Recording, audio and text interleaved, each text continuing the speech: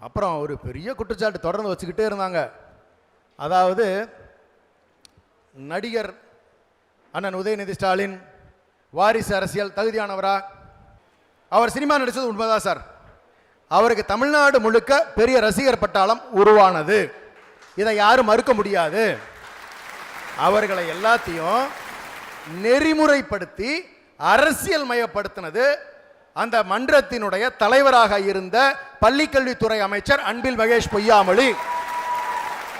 அவர் cinema நடிக்கிறத நிறுத்துறதுக்கு முன்னாடி அந்த ரசிகர் நிர்வாகிகளை எப்படி தேர்ந்தெடுத்தாங்கன்னு உங்களுக்கு எல்லாம் தெரியுமா?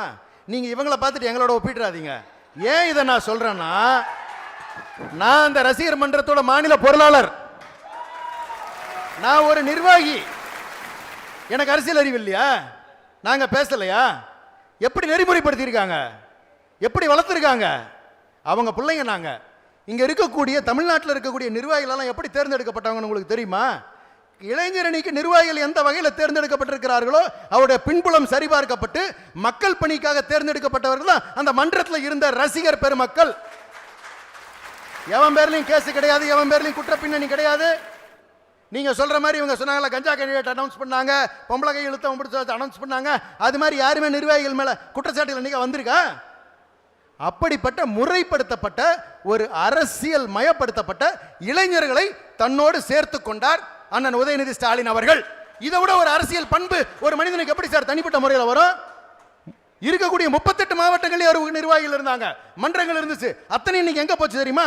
எல்லாம் கட்சிக்குள்ள நிர்வாகிகள் அன்னைக்கு இருக்காங்க, அரசியல் மயப்படுத்தப்பட்ட கூட்டமா இருக்காங்க. எங்க என்ன தகுதி என்ன தகுதின்னு கேட்கிறாருல, 1.25 லட்சம் நிர்வாகிய ஒரு மண்டல கூட்டத்தில் கூட்டுறோம் சார். 4 மண்டல கூட்டத்தில் 5 லட்சம் நிர்வாகிய கூட்டி காட்டியிருக்கான். என்ன தகுதியை பத்தி நீங்க அவரை பேசுறீங்க? அதிமுக கூட்டம் கூட்ட முடியுமா? ஒரு மாநாடு நடத்த யோகியதில் அதிமுகக்கு ஒரு இளைஞரணி ஒண்ணு கிடையாது. நீங்க மாநாடுன்னு சொல்லி நீங்க கூட்டமெல்லாம் நாங்க பார்க்கல. நீங்க ஆரம்பத்தில் நந்தகுமார் என்ன சொன்னாங்க, அதாவது மாற்றத்துக்கு தேவையானவற்றை நாங்கள் விசிலில் பார்க்கிறோம்னாரு. ஏங்க அது கூட்டமா சார்? ஒரு ஜாம்பி கூட்டம் மாதிரி ஒரு கூப்பிட்டு வச்சு எவன் என்ன நிர்வாகம்னே தெரியாது, வர்றான் அவன் அடிச்சுக்கிட்டு போறான். போற போக்கெல்லாம் அந்த குழந்தைகளை பார்த்து நாங்கள் வருத்தப்படுறோம்.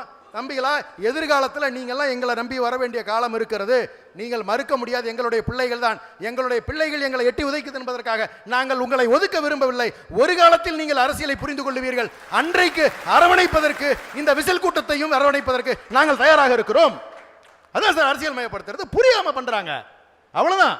அதை சரிப்படுத்துறோம், அவ்வளவுதான். இதுல என்ன தப்பு இருக்க போகுது?